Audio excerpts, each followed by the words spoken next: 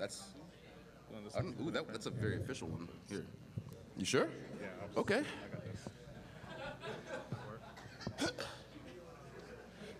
All right, how's it going, man? Hi, how are you? I'm good. How are you doing? I'm here.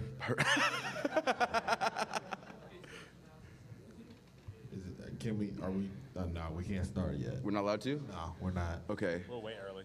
Yeah. I mean, not wait. Don't pat yourself on the back. You want like 10 minutes. That ain't. Listen, for us, that's early. Okay. We're way early. yeah. Okay. Just trying real hard not to be late. All right. We have to get this belt attached. Yeah. How did you do that? How did you get it to do the something about Mary Curl? How did Trade secrets. Movie, right? Yeah. Yeah, that's Okay. All right. No, He but spoils it himself. We were thinking about going this way, but when we put it on initially, it sat like this. I was like, oh, Quailman's kind of hood today. Quail pimp. So what? And instead of the red and white Converses, Right. rock the Tims. Are you on the phone during the panel? I would expect you as a man in such good shape to be more flexible. You strained a little bit. To get Well, I don't want to kick anybody. Okay. I can do the whole like. All right. It's If you, what if you- room is this? what you're looking for? This is This? this is A411. We're on A411. So start on the fourth floor. You go over there and do that. Tell them to start on the fourth floor. Start on the fourth floor. Start on the fourth floor. So since we're not allowed to officially start, what games have you guys been playing lately? We're gonna get into. Damn it! We did this. Wait, is that? That's like literally the first question I'm asking. Oh, I can't stand video games. Ew. Gross.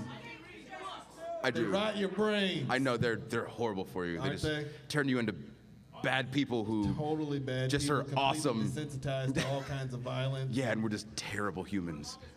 It's like, I mean, he would die. But yes, sir. like, it's not enough Mortal Kombat blood. You know what I mean? Yeah. It's like, I need Tarantino-esque blood. Evil Dead style And blood. You get it. He gets it. He gets it. So that's not officially starting, or that is because that's a question you're gonna ask. That so I have is to ask a official question. Start question. You guys want to just go ahead and get started? You know what? No, we're not starting because that wasn't good enough. Like, no, we're not starting. That wasn't good. Don't boo me. Boo yourselves. Where's the energy? All right, I'm gonna try this one more time. Are you all ready to start? All right then. That's what I'm talking about. Good morning, MomoCon. What's going on? I'm gonna officially start the timer and things because they say we gotta stay on time even though we're early, but whatever. Okay, so. And normally CPT is a thing. I know, especially in Atlanta, we everywhere. Some of you aren't gonna understand that joke. No, that's fine. It's not for you. Everything ain't for everybody. Just Sometimes know it's that going in. FUBU. Yeah, pretty much. Check. He gets it. Don't leave me. Don't leave me. Don't leave me. Okay, all righty. No, it's too late. Too late. Stop it. Just now it's gratuitous. Okay. Don't do it. All right. Again, good morning. My name is Richard Douglas Jones. I am your moderator this morning for this panel, for this guy right here sitting next to me. You know him. You love him. He is, for all of you, because of this man, all of you have used the word bootios at least once in your life. We're going to get into that, too. It's very true. Ladies and gentlemen, give it up for Mr. Xavier Woods.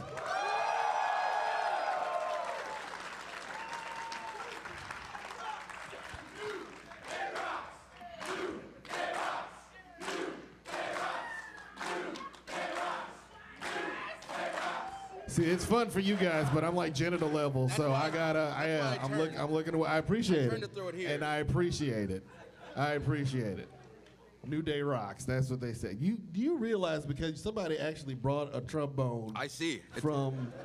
It's Like, was that your trombone, or did you like, you know what, I'm gonna really kill him? I'm gonna go get a trombone. You know how I can tell it's his trombone? Because it's a trigger. Yeah. Yeah. There you go. It's got the f-stop trigger. Yep. Yeah. And he's got it. Yeah, he's played it at least once because Yeah. he's got it in the proper rest. Holding it correctly. Yeah. Pinky thumb hangs Yeah. in. And yet you couldn't play, like, anything good? Like you play Whoa, like 3 whoa, I'm kidding. I'm just messing with you, man. Whoa, sir. Sir, it's not even. Wait a it's not minute. even Wait a new, minute. and You you're let throwing a these crowd allegations? boo, but I can't rip on this man just a little bit. Because he's got a trombone. Anyway. Come on. Okay, fine. My God. All right. All My right. God. I used to play the trombone, so we can make fun of our own. It's all good. Like you know how like I can talk about my mama and you can't. Why would you talk about your mom? See there? That's what I'm saying. You can't do it. I would never talk about my mom. Exactly. So as I was saying, we have questions. Let's get into it. First of all, I don't want to talk about all games right now. I want You to wanna talk about all of them? one game in particular. Your thoughts on Injustice 2? It's fantastic. And fantastic. who are you playing with? Supergirl. Really? She's amazing. Okay. Okay, just scream on you. Yeah, let's just get that over with. Everybody there you just go. scream out whoever you play with on Injustice Okay. 2. Go at 1, 2, 3. But Yeah, see, you- that's the cool thing about the game is Yeah. there's not. I mean, there obviously are tiers, Absolutely. but everybody will gravitate towards a different character and learn how to play them. When the beta came out, we got access to it, and so playing around with a bunch of different people. Once I landed on Supergirl and figured a couple of things out, I was like, this is fun now. I'm not getting completely obliterated online. Still Yeah. not winning, but I'm having a little more fun. So that's So what you I'm have to playing. go through that too, where you beat like all of your friends, and then you just go online for the sake of being humbled. Once you become Couch King, Yeah. then you go online Yes, sir. and they humble you. Blue Beetle Man myself. If we ever meet online, you will be obliterated. So much shade. No. What? Aren't you supposed to be like the You're a positive wrestler. moderator? No, I don't have to be positive. I just have to be a moderator. Positive is nowhere in here. I just have to keep the party going. Does someone That's else want to it. moderate? Somebody else want to moderate? Oh wait, I so got you, the bro. wrestler is getting mad at me for smack talking, really? Do not put me in a box. Okay. Paradigm breaking. I'm not just a wrestler. I am a wrestler. I play games. I have multiple degrees in academics. I know, we were going Like- to talk about that. I'm well aware. He's working on his PhD, ladies and gentlemen. I wanted to ask you about that. Ask like me. you got your bachelor's and your master's, and you just said you didn't want to talk about your mom, which means you love your mom. I love my mom. And you got the master's, and she's my baby, oh thank you Jesus, all of that stuff, and then you say, Mom, I want to wrestle. What does she say? I said, Mom, I want to wrestle before I went to school. Okay. So she already knew. They thought it was a phase for me because, like, growing up, that's all we did was watch wrestling and have, like, pizza parties at the house when there were pay-per-views and SummerSlam. We're losing our minds, and we're not listening to them when they say, please don't try this at home, which was not a good idea. Not a good idea. I got powerbombed through a skateboard once. Oh. And that, I can tell you, is a bad idea. Been seeing stars Yeah. and unicorns ever since. Yeah, and that was when I was like 11, so don't. Did I get splinters? No, but I got a lot of ground in my back. Yeah. Oh. So you went through back first, not like yeah. head first. Okay. Oh, head first, I wouldn't be sitting here. No, you wouldn't. I I'd was be in the wondering. hospital somewhere still. I was wondering. So yeah, so obviously don't try the things we do at home because we are trained professionals. But yeah, no, they knew I wanted to wrestle. Like I said, I thought it was a phase, and my mom always just told me, whatever you do, get your education because you could always, as a professional athlete, become injured, and then you can't feed yourself or your family. So one thing that they can't take away from you is this. And if someone does take it away from you, they're going to give you a lot of money for it, so still be able to take care of yourself. So let's say you do get injured, would you just still teach or something like that and just blow through a straw, Stephen Hawking style? Probably do something. I'd probably try to become like a freestyle rap battle guy. Because that'd be real weird.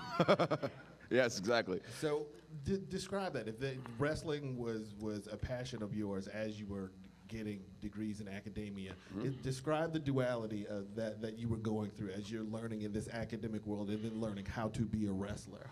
What were those worlds like?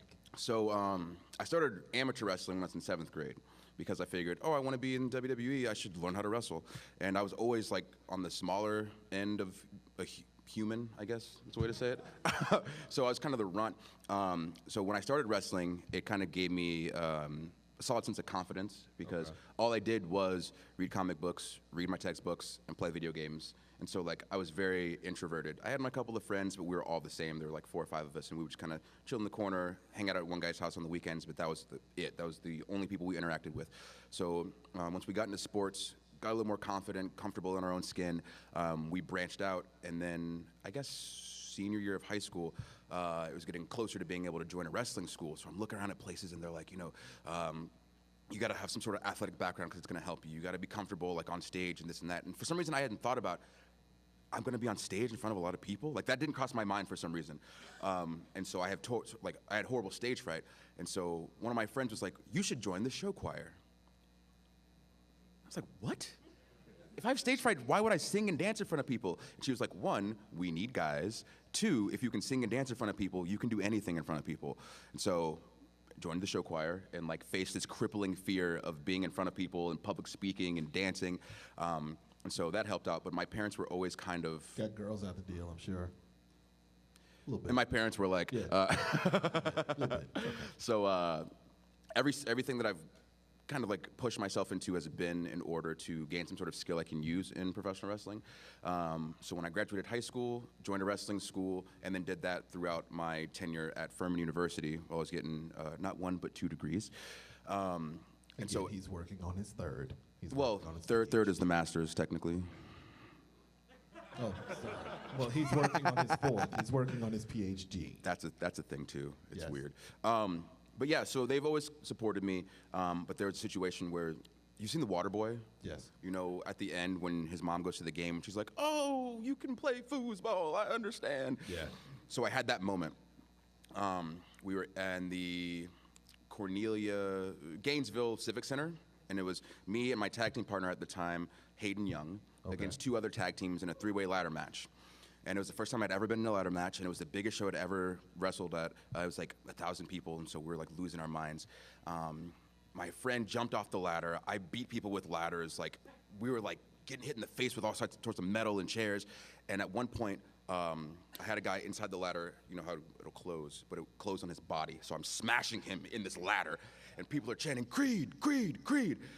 And so after the match, the guy who was running the show, he brought my parents back there, and my mom said, "You know, I get it now. Like, this is what you're good at. This is what you were made to do, and this is what you love. So we're proud of you." And I lost it. Oh. It was so intense. It was like the coolest moment of my life. But I went around the back of their building, and I was just crying to myself. And I heard footsteps starting to come over there. And it was my tag team partner. I heard his voice. He said, "Oh, no, don't go over there." And the guy's like, "Why not?" He says, "Creed's parents, they said they were proud of him." And he goes, "I got it." So seeing movies like The Wrestler and just listening to testimonies from people like Roddy Piper, rest in peace, like you were never in any way turned off. Like you heard all of that and you were just like, "Let's do it." Yeah. Because, I don't know, so he wrestles as well. And we Okay. have a bunch of stories about wrestling shows. And we wrestled at Dragon Con together many a time. That's when you go to. But I don't know, it's one of those things, like, you can get hurt walking down the street, like a bus might hit you. So, like, you may as well have fun with what you're doing. No doubt. It's dangerous, but as long as you train as much as you can and your compadres train as much as they can, then you're in as safe as an environment as can be created. I was just speaking to the conditions of wrestling as you first start out, and you know you're doing the small rooms and the chitlin circuits, and you drive there hoping you make enough money to get gas to get home, that kind of thing.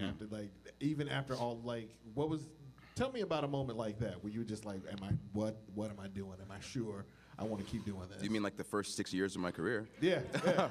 So, hit me the worst. Yeah. Hit me the one where you were just like, for What's real, the- you know what, McDonald's is hiring. What's the worst? I don't know. There's multiple shows in the Carolinas where we would go, and we'd be like, "Okay, we're ready to get paid," and the promoter comes up to you. He's like, "Oh, well, the house was kind of light." We didn't get the numbers we thought. Yeah. They hit you with the stutter. Yeah. Yeah. We can get you a hot dog and a Coke.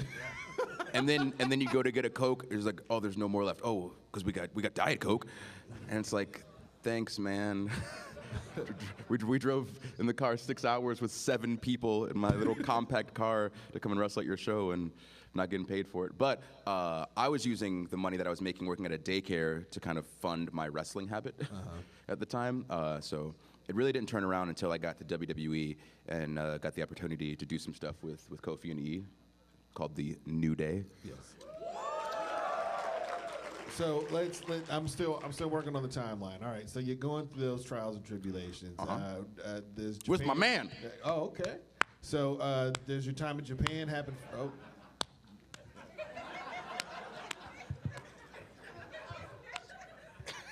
He's so strong.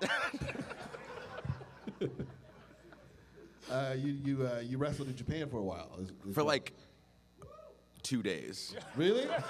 Yeah. That's it? So I went over there for the Super Juniors tag team tournament, and I had gotten these new boots, and I had pulled my hamstring. I did not do a good job while I was there. It was the match is like, oh. But you have some of those sometimes, and you're not proud of them. You're not going to knock everyone out of the park. No doubt. But when it's your first time in Japan and you come back and you're like, it feels weird. I was going to ask you to talk Yeah. about that a little bit. Just the culture shock of a kid from Georgia going over to Japan the first time, and then how you were received by the people of Japan. So it was awesome, and so some of the guys that were higher up there that had pretty good English, they told me, like, right now we don't have any black guys.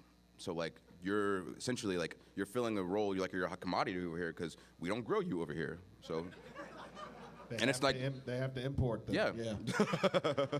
Georgia's greatest import. There you go. I'm gonna put that there you in go. my pocket. That's a good catchphrase. Yeah. So no, they were cool, but I've always been kind of obsessed with Japanese culture, and then just being obsessed with video games and anime, getting to go to Akihabara and see all the arcades over there and all the shops. But everybody was really nice, and they kind of got it. They're like, no, it takes you a second to get used to everything over here, especially like in an in-ring setting. Because again, being a kid from Georgia, if you guys watch wrestling and you see like Ring of Honor and stuff like up north, they wrestle differently than we do down in the South. You know, I was trained on this, so yeah, we learned how to wrestle too. But this was the focus, the microphones, because my trainer always told me, like, you can be the best wrestler in the world, but if you don't have skills with this, nobody's coming to see your match. So yeah, so they're one and the same. They flow intertwined, but this is what I learned on first. And so, not knowing that like hard-hitting, super Japanese style, I watched it, but not knowing how to do it in a sense of being able to do it in the ring, like having the experience with it. They were just like, just takes a minute. So when you come back, and I was like, oh, I get to come back? And so I went over there for a week, like a month or two later, and where are you going? Okay. So I was gonna stay for 3 months over in New Japan. Yeah, it's great, right? Caitlin, come here. Show them your Freakazoid. Gotta see it. That probably sounds weird.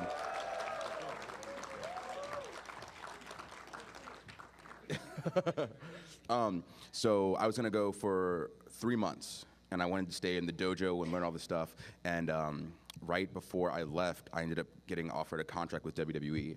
And so they were awesome about it. They were cool. They're like, you know what? Go do your thing. And if anything like falls through, whatever, you're good with us. So you can come back and hang out.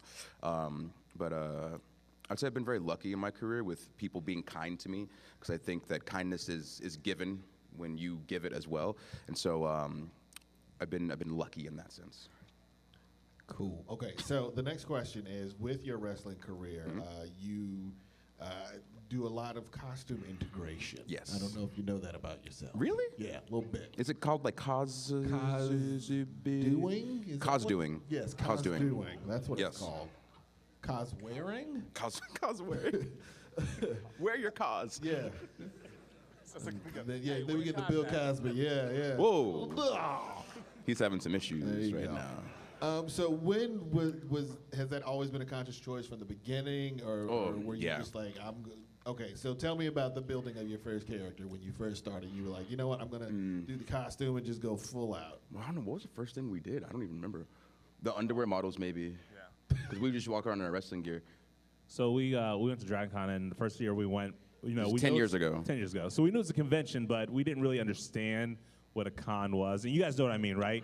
We all know what it is, then we get there like, holy crap, what is this? So we got there, and everyone's dressed in costumes, and there we are in our shorts and nerd shirts. And so Austin looks over at me and goes, hey, we got to do something. I was like, what? He's like, hey, let's be underwear models.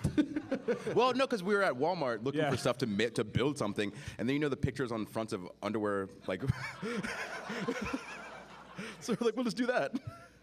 So instantly, as soon as he says that, I'm like, yeah, that's brilliant. Let's do it. But it was like the thong bikini underwear models. But so I usually wear tights for wrestling, so I don't shave my legs and stuff of that nature. But I had this like old rusty razor in the back of my car. Yeah. Oh yeah. No, at the time it was great. Like 3 days later, I'm at home like, Austin, what happened? So I decided to shave out in a parking lot. Meanwhile, his leg looks like a Nestle Crunch bar. Yeah, exactly. Yeah, we didn't have a room at the time because like I said, we didn't know what was going on. So he shaves his legs in this parking lot back alley thing, and his sister is there, and we have this dry Sharpie that we found. She's like does calligraphy and stuff. She was like, oh, maybe we can like draw tattoos and make it look fancy. And the Sharpie wouldn't draw, so we're like spitting on this Sharpie to get the ink out of it, and then she's like drawing for 10 seconds and like wetting it into drawing. It's like and it hurts. Yeah, it's like a she's real giving us a tattoo. tattoo for real. So finally we get this stuff done up on us, and we go into Dragon Con, and we're like, okay, now we're comfortable. So that was our first cosplay. Yeah. Then we would go to panels and stuff. That's why panels are so good, because we'd go and then learn how to build stuff and put lights into things, like her sweet outfit, learn how to sew, learn how to do stuff with wigs, and now we can make a quail man in 35 minutes. Yeah. But as far as it goes to wrestling, my trainer also taught me, take what you know and use that to your advantage. And coupled with what my dad said, he's like, if you're gonna do this, like when I got signed to WWE, he's like, you're going to a land of giants. Everybody there is like 6'3" and 300 pounds. He's like, you are not. He's like, so you gotta use other things that you have. He's like, so use your mind, because that's what's gonna separate you from everybody else. And so I always took it as, there's no one who kind of just professes their love for what they do outside of wrestling and completely immerses their gimmick into it.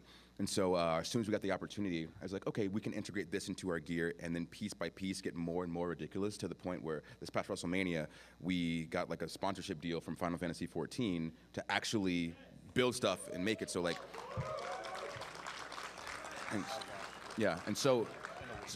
so he made that in a week. And so it's literally 10 years ago buying thong underwear from Walmart for a cosplay to him building Final Fantasy 14 pieces for characters that are coming out June 20th, Stormblood for Final Fantasy 14, and us wearing that at WrestleMania while I'm hosting. It's like, what is happening? Why is this a thing that's going on? Because in one hand, like when you're watching wrestling as a kid and you want to be a wrestler, you don't think like, oh man, I really want to host WrestleMania. You're like, I want to be in the main event. I want to become champion. I want the fireworks. I want everybody screaming. But then when Vince McMahon is like, hey, do you want to host? You're like, oh, that's an option? I don't have to get beat up today, but I still get to be like a main part of the show? Yes. Perfect. Of course. I get to start off WrestleMania with a promo? What? The Rock did that. Hogan did that. And now, like, New Day did that. So it's weird to be in the same sentence in the same breath as those guys, you know? Speaking of which, have either of them reached out to you and said, hey, kid, I like the cut of your jib, or anything like that? No, I don't really talk with Hogan. No, not Hogan, yeah, no. I set myself up for that one. I did.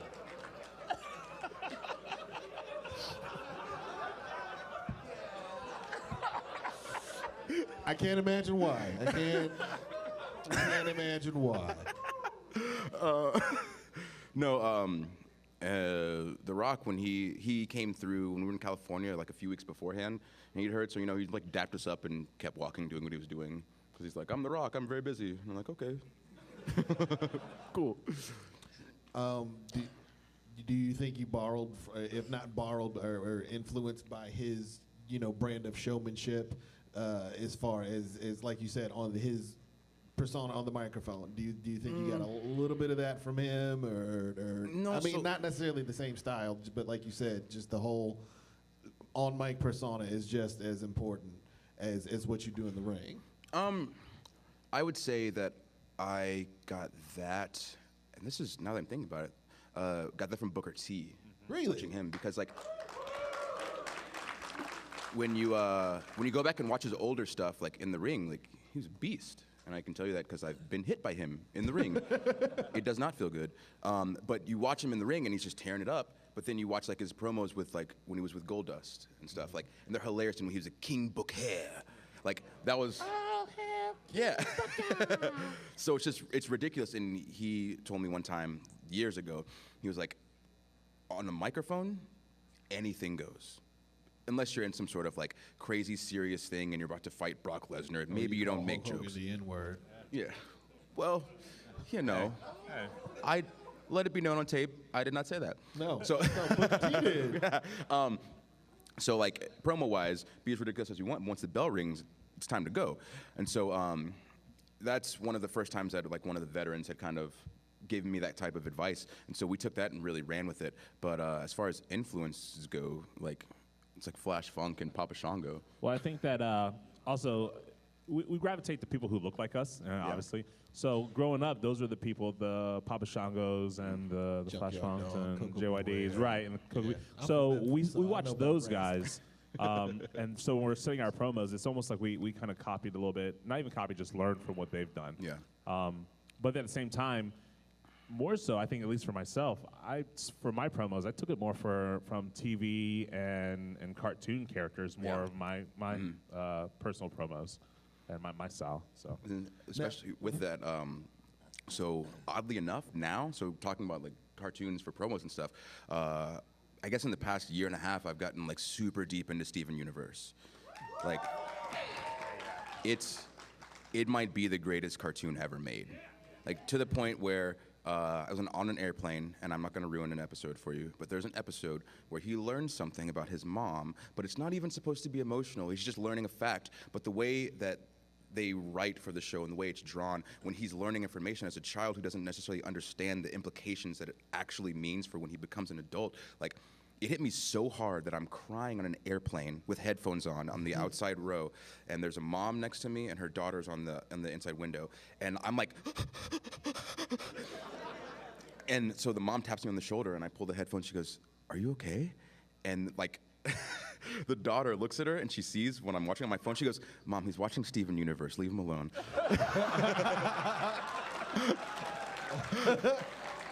And I was like, yes. But like, I don't know, I try to draw on that type of emotion, like whether we're doing something funny or doing something emotional. Like we had a storyline with the Wyatt family. So just trying to make little things mean a lot. So like even the way someone looks at you, or they might say like, "Oh, I'm leaving," but the way that it's said, Nick, makes you feel chills because like, oh, are they gonna like slap somebody in the mouth now? Like, so I do agree with that. We do pull a lot from wrestling, but also from just like current cartoons and shows that we watch. Now, with the integration of costuming into your persona, I'm sure there was a point where you were a little timid and you dipped your toe into the flamboyant, as it were, and like describe that process where you were like, I'm gonna try this, but I don't know if they're gonna like it, and then as soon as you did it, they were like, "Oh crap, I can do this." Yeah. I think he's right. I think I was kind of a little off the scales from day one. Really? Yeah, because again, saying like, you just kicked open the door like, "I'm Sailor Moon." Well, you gotta understand something about Austin. He has this mentality where it's if he wants to do it, he's gonna do it. There's no, so like if he thinks it, it's gonna happen. That kind of feel. So would you say there's been sort of a gradual build to the grandiose nature of your costumes? Yes, like, yes. You So start off with the kind of Apollo Creed kind of deal. Describe that process, like Okay. how it kind of. So the Apollo Creed thing, Apollo Creed is my second favorite character out of anything, first being Rufio. Because he's Shock. unreal. So being able to be flamboyant in that role, like that's my whole character, this is what I do, I dance around, got the boxing gloves, the top hat, but then getting into WWE, knowing how they were at the time, that not that they were more conservative, but they didn't necessarily latch onto ideas that were so out of the box, because they're a Fortune 500 company, they're publicly traded. You go with what you know works, and so it's kind of sometimes it's weird to do something foreign. So I first started trying to do stuff with my old school tights when I was in FCW at the time. They were like blue Sega stripes, and my name was in the Sega font on my legs, and I had 7 Chaos Emeralds hidden on my gear in different places. But like, if you're watching, like a few people would hit me up on Twitter, like, "I see what you're doing." It's like, okay, you're who I did it for. Like 15 people like on the planet that watch wrestling were like, you can go supersonic if you want to. I'm like, thank you. So then after that, it was like the same sort of setup, but like with Pokeballs instead of the Chaos Emeralds. So like little by little kind of branching into things. And then I kicked it into overdrive at a very specific point. So when I was just R-Truth's random friend, he had a match on SmackDown, and I was wearing a Vegeta shirt that says over 9,000, and he's like powering up. So I come back, and one of the people that was back there was like, "What is this shirt?" I was like, "Oh, it's from a cartoon that I like." They're like, "Oh, you can't wear that out there." They're like freaking out about it. So I'm like, okay, kind of like into myself, like I'm trying to be me, but you won't let me. And so that person will go unnamed, but they're no longer with us. Not with us, but not with WWE. Jeez, that was, no. But Anderson. No, definitely. Double A is amazing. He's hysterical. Yeah, give it up for Double A. So that year at WrestleMania was when The Rock got in the ring and Ronda Rousey jumped the rail and got in the ring. Lo and behold, what was she wearing? The same exact shirt. So I, in my head, went, ooh, this is a double standard. I don't like double standards, so I'm not only going to wear this shirt, I'm just going to be this character at some point in my career. So, and he will tell you this, it is fact, like, I don't sustain myself off food and sleep and air. I sustain myself off of pure, unadulterated spite. I live and breathe to make people say, oh, I was wrong. Because that to me is the best feeling on this earth. It really kind of is. To have somebody tell me that I can't do something. Yeah, it's so, yeah, evil cat, yes. Like, it's way different from, like, we go out and there's hundreds of thousands of people watching on TV, millions and thousands in attendance, and we go out and they're screaming, and that feeling is amazing. It's like you said, it's like a drug. Yeah. But the feeling of knowing that someone is just putting their foot as deep down their throat as humanly possible is like the sweetest nectar from the gods in heaven. Oh. And so that was the progression. That was the day that I said, like, somehow I'm going to do this. Right. And then, like, 2 years later, it happened, and I told Kofi and E this, like, after we did it, because Kofi watches Dragon Ball Z, and E is like, cool, I'll do whatever. And so I was gonna ask you about that. Your tag team partners, like, did it take a lot of coaxing for them to kind of get on board, or were they like, no, unicorn, bro, ain't nobody putting no horn dude, on my head. Okay, bruh. so it's the weirdest family thing. Watching, bro. The bond that I had with those guys, and I've only known them, I don't know, in total, like 4 or 5 years, and I've known him like 10, like, and I consider this guy to be like my brother. Like, I would take a bullet for this man. He's my dude. But spending that much time with Kofi and E 5 days a week for 3 years straight, like, they also are my brothers, and it's awesome to see when I've introduced them to him, immediately there's synergy. So I know that I'm picking the right people to put myself around in life. But because of that, Kofi completely trusts me, and I completely trust him, and the same with E. So Kofi being the veteran, knowing exactly how WWE works, how to work the landscape and make it work for you. E being this hulking monster. So he's possibly the funniest person I've ever met in my life. And no one knew because he was like that backstage with us, but on TV, he was just like Dolph's bodyguard at one point. It's like, oh, it's a stoic, big, huge Jack guy. It's like, cool, we have like 12 of those. Yeah, he claps powder, he like LeBron James is, and it's like, so being able to couple myself with them, who at the time I wasn't doing anything on the roster, E wasn't doing anything, he had just lost the Intercontinental Championship, and Kofi was just having good matches and not really like getting anything for it. I came to them with this idea to do this group, and so since then, pretty much, we've always clicked and we've always trusted each other, and we have this thing where someone says an idea, and it's, if 2 are against it, we don't do it, and there's no hard feelings, no nothing, but like I said, Kofi's the vet, E is the muscle, I am the brains. So, like, it's legit. Yeah, he's the uncle and the daddy. E. So literally, like, if one of us has an idea, the other 2 are able to like to flush it out 100%. And so when I brought the cosplay stuff to them, you lit a power combined. Yeah. So whenever I bring up cosplay stuff, they know the Dragon Ball Z stuff works. Like I said, Kofi watches it. One thing he was upset about. So this was after the fact. So we get done with our match and we do the stuff with like Stone Cold, which was unreal to be in the ring with Stone Cold, Shawn Michaels, and Mick Foley at the same time at WrestleMania. We come in the back and not like, oh man, it was an awesome time, like first like big WrestleMania moment. Kofi was like, why did you have a tail and I didn't?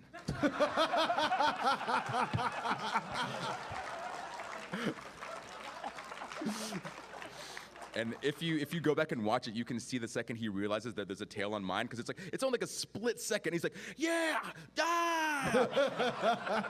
So like, that was his concern. So I don't know, that popped off, and you know, this community is one that hasn't had a voice, I think, in like popular culture in that setting. So like, I just want to be able to filter our message to the masses and say like, this is what we do, and it's awesome and fun. And yet, conventions, we might walk across the street to get Waffle House or something, and people are like, what are these nerds doing? It's like, we're having fun. And like, you and your closed-minded, like, romper, which I can't say romper because I'm gonna get one. So like, you know, I just want to open people's minds to like this culture and how awesome it is, because regardless of the fact that if people at wrestling shows are looking at people at convention, be like, that's weird. I'm like, dude, you are watching professional LARPing on a weekly basis. Relax.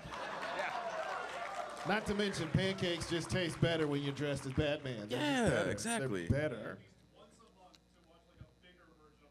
Yeah, it's LARPing not in the woods. Yeah. That's what it is. Like, so a guy, we went to Dragon Con, and you know Dr. Roxo? Yeah. So like, yeah.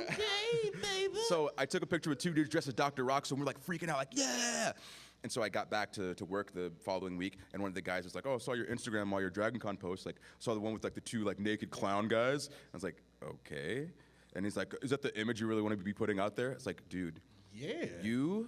You and everyone else in this room puts on little tiny shiny underwear, rubs baby oil on themselves, all over and then we play fight. Bro, it's not that serious. You need to relax.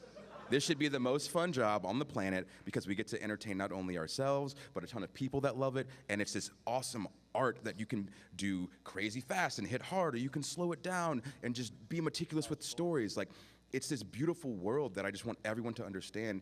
All people from all walks of life can be involved in it and bring what they have in their personal lives to it, and it will make sense and be gorgeous.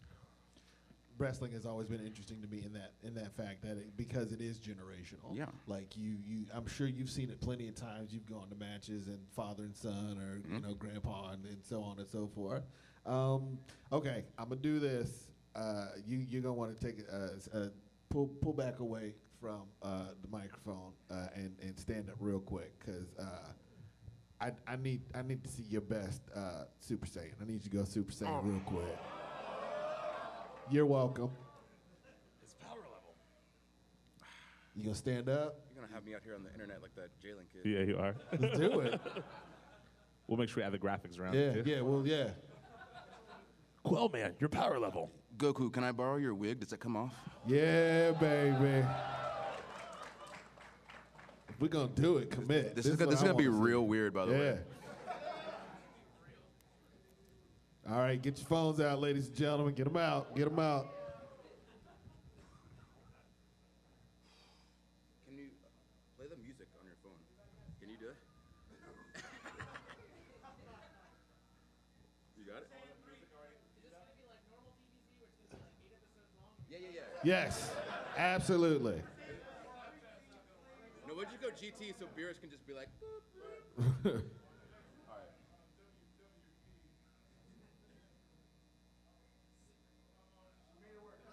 You made it work. That's good. All right, here we go.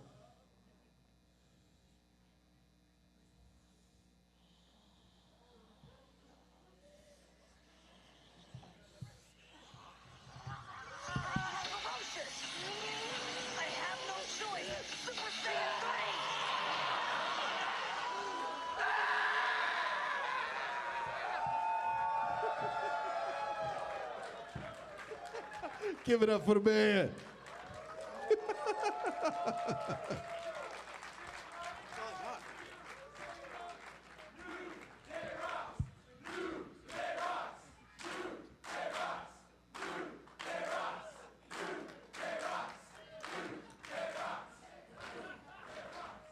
How did he scream for so long in that video? I have no idea. Yeah. Throat coat tea is what they all talk about. They love it. So let's talk about the name of your group, New Day. How did that name come about? And is there any deeper meaning behind it? Is there symbolism there? It was the best of the horrible list. What else was on the list? KBX. So we're like a boy band for some reason. Bring it back extreme. Just hitting this temptation. The lights come on. Yeah. Ladies, are you ready for KBX? Let's see. Yeah, 3 Count was the best, though. What was on there? Fresh Coat of Paint? It was real. I don't know. They were like. That's the name of our group. Yeah, yeah. I don't know. It was like 15 just not good names. And then, Super Best Friends was ours because they refused to like give us a name. So we're like, oh, I don't know. We're best friends and we're super. Yeah.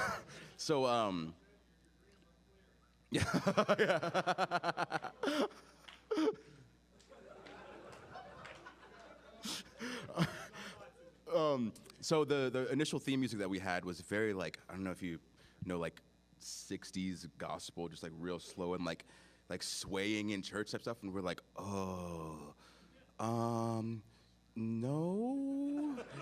And so this was hilarious. So we go to Vince's office, Mr. McMahon, and he's like, oh, so you like the music? And actually, no, this time it was just me because Kofi and E were doing like some promo stuff. He's like, oh, I can't get all 3 of you, so what do you think about the music? And I was like, he's like, just be honest with me. I was like, it's not good. He was like, well, what are you thinking? And so by that time, Kofi needed to come in, and I pulled up Kirk Franklin's Stomp. And so and he'd never heard it, but he was like grooving. And I was like, yes, this is it. And so maybe like a week later, we had what our current music is. And so he brought us into his office, and he said, there's these huge speakers. And he's like, okay, this is what we got. Let me know how you feel about it. And it came on, and we were like, oh, this is it. This is the one. Like it just felt right. It's very interesting seeing Vince McMahon like get super excited about stuff. Yeah. But it like, for me, it made me feel good because for the longest time, like I said before, like I wasn't really doing anything. I was just kind of guy A on the roster, and he didn't know who I was, but like just kind of forcing our way into his office and talking to him and showing him stuff, because we would film stuff on our own. And we showed him like a couple of things that we shot like while we were on live events on the weekends, and stuff that we shot while we were at TV in between matches. And at maybe like 3 or 4 weeks of it, after one of my promos that he watched, he was like, kid, you can talk a little bit. And I was like, yeah, I'm not huge, so you hired me for something. And so so he Mr. Burns to you. He was like, who is this young go-getter? I like the cut of his jib. Yeah. So after that, it was awesome because I think he's a person who understands what he wants from his show. And when you give him an option that he didn't see before, that he enjoys, like he gets behind it. And so after that, and showing him how bad we wanted to be a trio, he kind of got behind us all the way and just helped us out with everything. And everything that we did, we take to him and talk it out with him. And it's cool to have the support of your boss. I don't know if there's like a better way to say that, but it's kind of like not a pat on the back, but kind of a validation. Like at that point, I've been doing this for like 9-10 years and hadn't really like broken through any sort of barriers, but then this was the part where I was able to validate it to myself. Like I chose the correct path and it's working, and all of the pieces of my life that I enjoy are now involved in this, and like everyone like on the writing team, like Vince McMahon himself, like it's like, yes, do you. I'm like, cool, I'll go to MomoCon then. Are you ever afraid that the pageantry of it will drown out whatever character / persona you're trying to display on stage? No, I don't think so, because like that's who I am. So it's not like, hey, here's me, and now here's a bunch of like ranch dressing and extra stuff all around it. It's like, no, like the ridiculousness and the cosplays and like the promos, that's legit just us hanging out. Yeah. I'm Xavier Woods on TV, but that dude is sitting right here as Austin Creed or Austin Watson, whichever one. I have lots of names. It's weird. Yeah. Tater. To keep up with, like, you have like voices and you're like, oh, that's so and so. Yeah. It's like Split. They talk to me in my head, and eventually I'm just gonna like crawl on walls. Gotcha. So do you feel like you peaked at WrestleMania, or do you feel like you're like onward and upward? Like, can you give us an idea of what are you planning anything else super big? Or? Definitely planning stuff. Okay. I have a checklist of things that they told me were too ridiculous when I was in developmental, and we've only got like 4 left out of a list of like 40. Nice. So, both. So at one point I wanted to be this character, Xavier Shango. And the whole point was because Papa Shango was a papa, obviously because he has a kid. And so, like, what's the character we were doing? Because he has the tufted white, the witch doctor dude who we modeled it after. I cannot remember. Who, someone said it? Yeah, Dr. Voodoo. So, like, tied my hair back around the sides, kind of like it is now, but left a tuft here and would spray paint it white. And do like a half skull on my face and then handprints on my body and have like the chicken foot and everything. And so for like maybe like 2 months, I was doing this just like in promo class when we had Dusty Rhodes there. And he was like, this is the one. And then it just never happened. But weird story, in that time is when Bray started doing his stuff. And so we would do promos together because he was always being weird and taking people to the compound. And so when he created the compound, I created these voodoo dolls. And so we would exchange gifts. I'd give him a voodoo doll, and he'd give me like food for the week or whatever. Like it was this weird thing we were trying to do. But yeah, so that was one of them. But technically got that on TV this past Halloween because we got to dress up and we were 3 incarnations of Charles Wright. So I was Papa Shango, but I just called it Xavier Shango, so I wrote off the list. And then Kofi was Godfather, and E was Kama from the Nation. So it was funny to us. I get it. No, see, because I would immediately think like you get to Halloween and you're like, yeah, I'm good. I'll take the day off. But no, you're like, nope, got to do it. Oh, of course.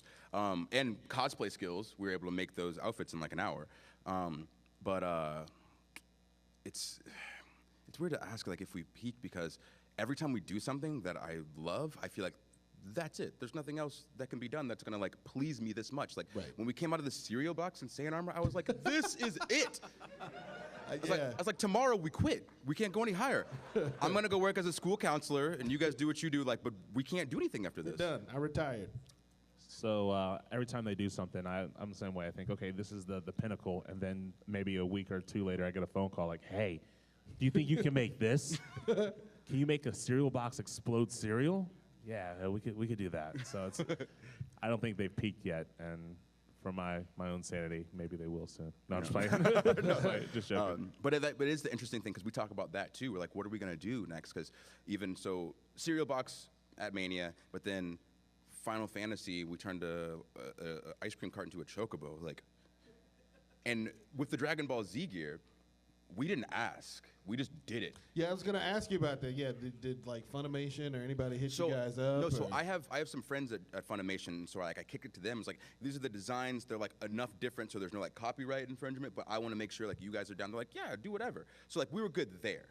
Obviously WWE didn't know that. Right. But like we had the gear like in trash bags, so no one could see what it was. And then right before we went out, we put it on real quick, attached everything, and then as we were going through what's called a gorilla. We walked through and we saw like heads turn up, and one, I don't know who it was, but someone said, what are you guys wearing? And we just kept walking. So like when we came out, it's one of those things like, we're also very much in this state of mind, like when we fully believe in something, if we feel like it's too close to the line, like it's like, we'll just ask forgiveness instead of permission, which like, I don't recommend, but if you do that, just be ready to die on the sword if it's the wrong idea. But that's kind of how we've been our whole like tenure as New Day. Is like, if there's an idea, like I'd much rather go down swinging my own punch than get knocked out swinging somebody else's. It's like if I got sent home like, oh, you're fired. It's like, okay, well, I made the choice that I thought was best. I'm good with that. But if it's like, oh, you guys should go out there and do this, and we do that, and then we get fired the next day, I'll always think in the back of my mind until the day that I die, like, I should have gone with my gut. But because of the Dragon Ball Z stuff, that's what brought Final Fantasy in as like an actual sponsor, and like they were doing stuff with NXT and Raw and SmackDown and doing stuff on the website. And it's because we were able to like branch out to a section of the world that WWE hadn't crossed into yet. And it feels good because like that's happening because of us, and we're able to bring more eyes to stuff that doesn't have necessarily wrestling eyes on it because of the things that we're doing. So it's a good feeling. Yeah, and so like that's a good point. So everybody else around us that doesn't know Final Fantasy or Rocket League, whatever, they're being exposed to it. And not just like people that are watching, people on the roster. So then people that are gone from their families a lot of the time, 300 plus days a year, who we're bored on the road, just trying to get by because it's rough life, living out of a suitcase all the time, like giving them something else to do. And it's like we have something coming up with game that I'm not allowed to talk about yet. But they're going to come in and set their stuff up backstage. Oh, we can talk about this one. So Rock Band, Harmonix came in, and they set up all their Rock Band stuff when the Rock Band 5 was going to drop, like the week before or a week after. And a bunch of the guys and girls got to come through and play Rock Band. And like the older guys who didn't know anything about really Rock Band or video games in general got to come through and play. And it's like you get to see people's faces light up. It's the same thing that I imagine someone who owns an arcade feels when tons of people run in to play like whatever new game he's got, and they're on the pinball machine, or they're over here playing like Blitz. Like he or she is just elated because they brought video games to people that didn't have video games before. So that for me is one of the coolest things, being able to do that. Oh, just to piggyback on that, another cool thing about what he's doing, especially from the Dragon Ball Z to the Final Fantasy, is that there's a couple of us that have been around these guys before they were, who they are. And instead of, leaving us in the wind, they've brought us up with them. So because of what they've done, I had the opportunity to work with WWE and work with Square Enix and be a part of that team, being someone who's not in the WWE. And there's a group of, 4 on my team and 4 on another team that we never would have gotten that opportunity had they not broken down those doors. And then in return, they're giving us the opportunity that we can then give somebody else. It's just really cool trickle-down effect. I'm very much a believer in if you make it, your friends make it. And if you're now the kind of person who immediately gives back to those who gave back to you, then you're going to lose everybody that you got around you. Because once it's all gone, the fake ones are gone, and you're the one who pushed the real ones away. So I keep people like him as close as possible to me because he was around when I was getting paid in Diet Cokes and hot dogs. So let me ask you this. Do you think that there was some pushback from the WWE as far as pushing your persona forward because of the color of your skin? Like, do you think that, what, unicorns, go away, darky? Jesus. Make sure you didn't say that. Yeah. Again, I did not say that. He didn't say it, I said it. No, so the interesting thing about the unicorn stuff is at that point, we were already in this realm of wacky ridiculousness that was so far gone from the current wrestling status quo. Because obviously, like, we're obsessed with 80s wrestling. We wanted to bring back these larger-than-life characters who just do stuff. And so once it started kind of clicking, we just kind of melded our promos in a way where we could try to do weird stuff. And so there's things I'm obsessed with. As a kid, it was wrestling, King Arthur, pirates, and unicorns. And so I know too much about all of those things. And so we were doing some sort of promo, and we were talking about magic. And I was like, oh, well, we can say that we're the unicorns of the WWE because we brought back magic. Because where there's unicorns, there's magic. If there's no magic, it's because there's no unicorns, blah, blah, blah. And so we worked that into our promo, and we came in the back, they were like, okay, whatever. No one really says anything. And then the next week, something was going on. Like I was out, and they started putting their fingers on their heads. And so when I came back, they had these makeshift unicorn horns, and so we started wearing them. And then the company was like, we should just make these for real and sell them. And we were like, what? What? Okay. And then we got a lot of funny texts from other people on the roster for getting them to sell things on their website. Yeah. So speaking of selling weird things, which one of you came up with Bootios? Okay, so this is a weird story. Yeah. And this is, I think it's the last one, and then we gotta wrap it up. Yeah. Well, we got a little bit of time. Okay. Yeah, we're gonna take a few questions from the audience. So we were split for some reason. I was doing something with Up Up Down Down, and Kofi and E were we were riding in separate cars that week, and so we met up at TV at Raw on Monday, and Kofi came up to me and he was like, "Oh, we had this idea in the car, like we should have a cereal," and he's like, "And it should be," and I finished the sentence. I was like, "Yeah, Bootios." And he's like, they had thought about it independently, and as he was about to say it to me, I said it to him, and so it's like the same title and everything. Yes. Legit, like I said Bootios, and he was like, "Did E tell you already?" And I was like, "Tell me what?" He's like, "About the cereal." I was like, "Why would we not have a cereal called Bootios? It's hilarious." And like, legit, no prior conversation, and we were just we're all three on the same page that it should be Bootios. But honestly, we were just looking for a shirt at the beginning because we saw someone in the crowd. They had a Wheaties box with us on it. And like, oh, that's hilarious. If we had a cereal, like, what would it be? Right. And then that was a week later. We just both said Bootios, or all three said Bootios, and that was it. So we got. This is the good thing. So sometimes you got to circumvent the system. So lots of people draw like fan art on Twitter, and we'll retweet and put it out there because I love fan art. It's like the coolest stuff. People mixing and matching stuff. So I asked my friend, who's a very good artist, to like make a fan art of what it would look like if we had a cereal box. And so we talked about Boudio's cereal, and then the next week we talked about it one more time, and they sent me the piece of art, and I was like, oh, look at this cool fan art that someone made. And then tons of people started making cereal box pictures with us on it until the week after, because they always look at like the social media reports. They're like, oh man, this Boudio's thing is really blowing up. There's tons of like fan art about it. I was like, oh, really? What? And then a few weeks later, like we had the shirt. And then after the shirt was like going like crazy, because we call it Boudio's Blue. So we look for it in the crowd. There was tons of Boudio's Blue out in the crowd, and then someone said like, oh, this should be a real thing. And again, we were like, yes, of course, that's what it should be. And so like, it's. Are there any plans to expand on the Boudio's brand, like Oops All Booties, or like if that, no? See, that's on tape, because if that happens, I want like 10%.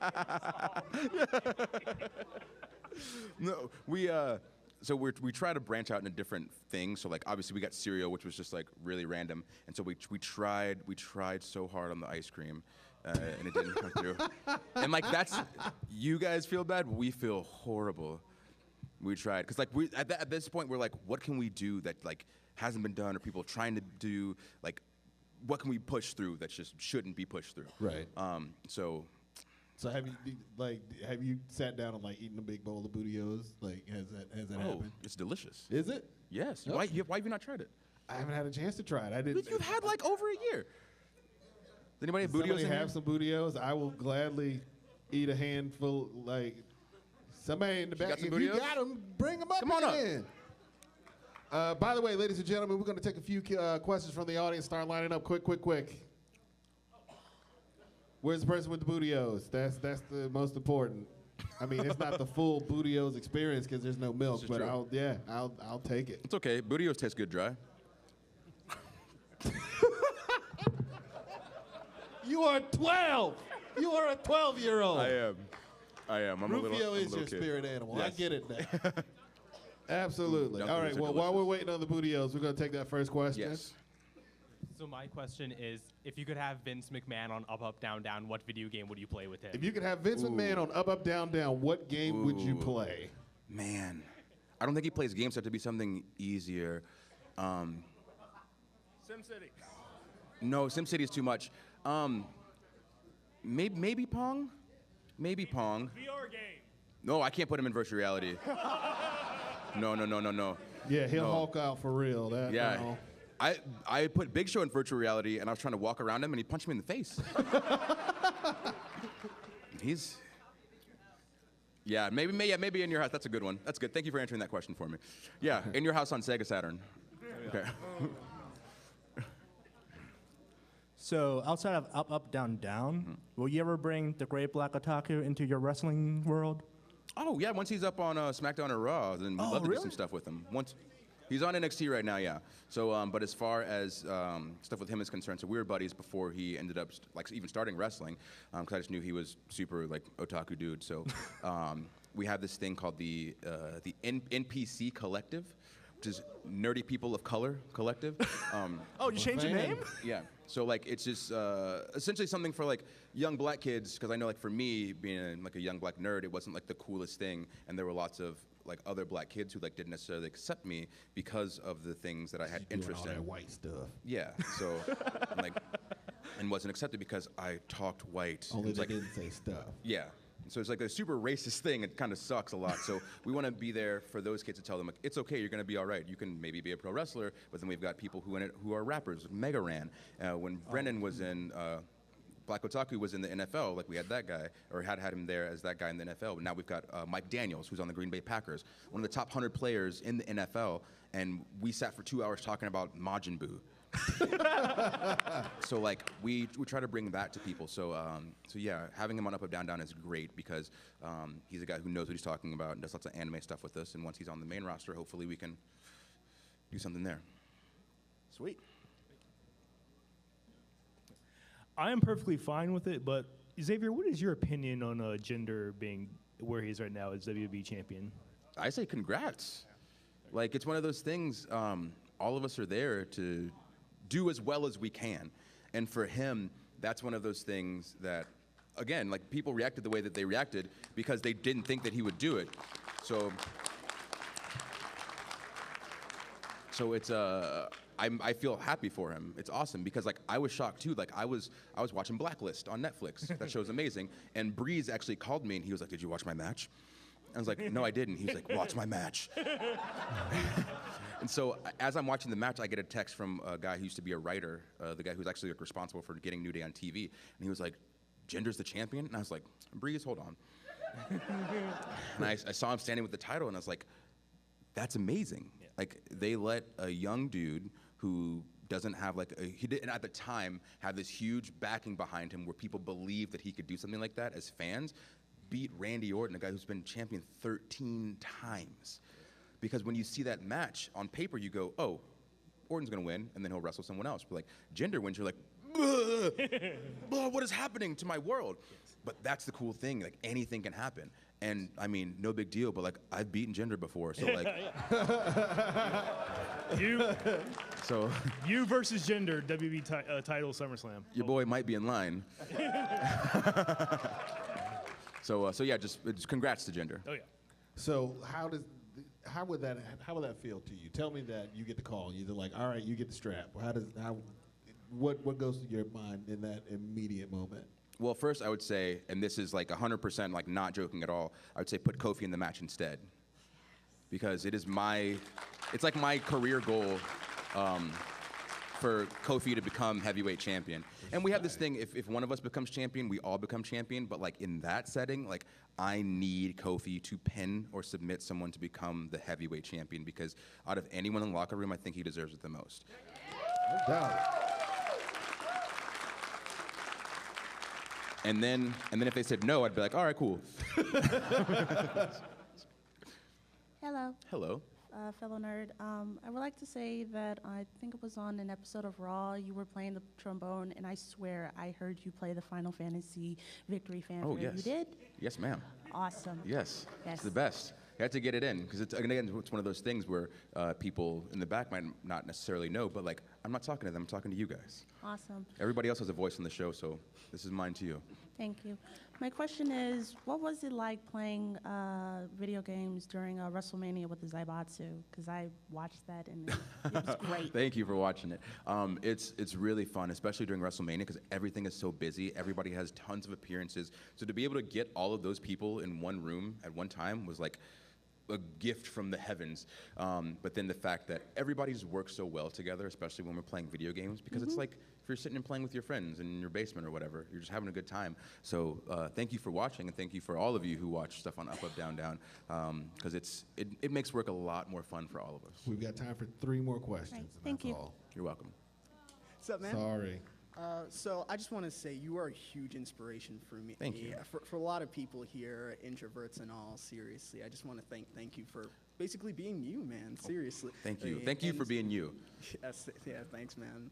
And so my question is, I'm not sure if we're allowed to talk about this. This is the past stuff, but can you explain your time in TNA? How was that? How was your time in TNA? It was interesting. It was a good time for me because don't. There's a ridiculous I'm not story. sure how many TNA fans are in here. So Okay. I think it's okay. So I got signed with them when I was 19, and so still like fresh to the world, still in college, and I'm glad I went there first so I could understand how the wrestling world really worked, so that I wouldn't be kind of on my heels when I got here. So that it was a good learning experience for me, and I got to meet a lot of awesome people and get a lot of great opportunities. I got to travel and do a bunch of like overseas tours as a 19-year-old kid from Georgia who just wanted to wrestle and finally like got on TV to do it. So it was fun. Yeah. Okay. You had people who always watched your match, right? Yeah, you get Let me tell y'all this story. All right, hold on. So I go to every one of his matches, right? Because I'm his boy, as I'm supposed to. Down in TNA, I'm in Florida watching. Yay, go Austin. I'm in the front row. He throws his flags out. Yay, I catch him. So he comes to one of my shows, right? And I'm like, oh, yeah, he's here. Yeah, it was great. He's going to watch my match this time. So I go, hey, we watch your match? He's like, yeah, man, I'm going to watch it. I'm going to watch it. Yeah, kid, I'm going to watch it. Oh, no, I did not. So there may be some exaggeration. So anyways, I go out to the ring, and I'm like putting on my show, and I'm doing my all. I'm like, yeah, make these look real. And I come to the back, and I'm like, hey, did you watch it? He's like, man, I was outside talking. So now I'm heartbroken, right? I'm heartbroken because this was my show. I was like, okay, great. Fast forward a couple of months later, so I told him I was upset about it. So I go to this horrible rinky-dink show in Florida, not thinking I would ever see anybody there. So I'm like walking out, kind of shy, like I don't want anybody to know I'm even here. So I'm wrestling in the match. Maybe 20 seconds here and here, Mosley. And like my heart dropped. I was like, no, not this show. Don't watch this one. No. So like slow motion look over my shoulder, and there he is with a bunch of NXT guys. And I'm like, oh man. Oh, man. I wish I could have just locked up, tap out. Wow. Did you win? No, I never would. Next question. Hi. I had like 2 questions. Is that okay? No. Okay. I got you. So, okay, 1 question, that is okay. So my question is, would you, Biggie, and Kofi Kingston will be getting the WWE SmackDown Tag Team titles? Of course. That's why we're there. We run the tag division. And then once we win them, we'll probably bring those sweet collectors tag team championships to the show. Because those things are nice. Thanks. Those things are nice.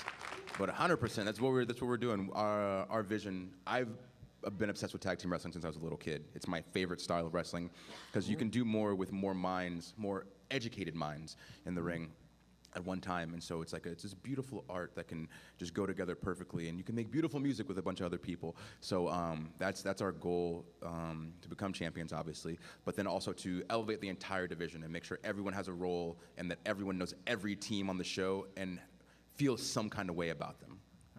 I hope you guys are be the tag team of the year. Thank you. All right, last question, guys. Sorry.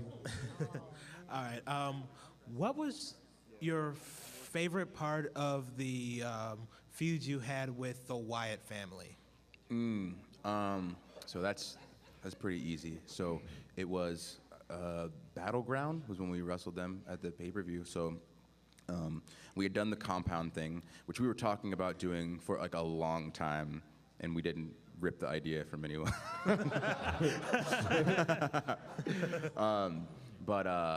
So Bray and I, like I said before, so even in developmental, we want to do something weird and intertwining. So when we got the opportunity to start doing this storyline, we figured there can be something with this that we haven't done before, because as far as New Day went, we had just been jovial and fun and happy and dancing since we began. So we had never shown anybody like the cracks in our armor, you know? So we saw this as an opportunity to add another layer to ourselves, but we didn't want to take away what New Day really was. So after we talked about it, I told them, like, I wanted to be the one who was kind of like weak to Bray's power, because then that added something, like one of us being scared while the other two were still kind of like, everything is fine.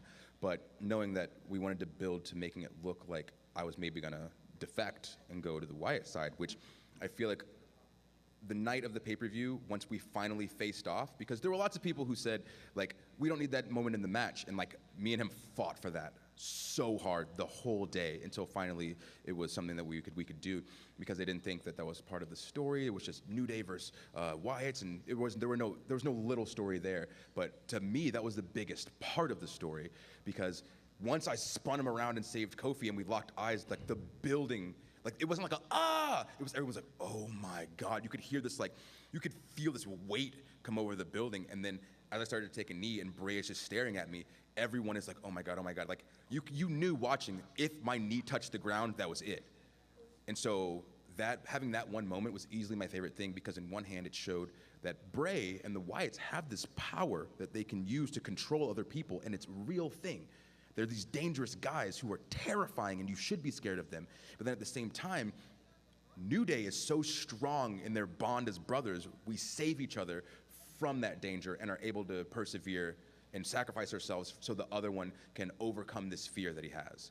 So we're telling two different stories for two different families that can then go like this once the storyline is over. So that was easily my favorite moment, because it meant that everything we'd been doing the 2 months up to that point was working, and everybody bought into it. All right, thank you very much. Thank you. Well, ladies and gentlemen, that is going to do it for our panel.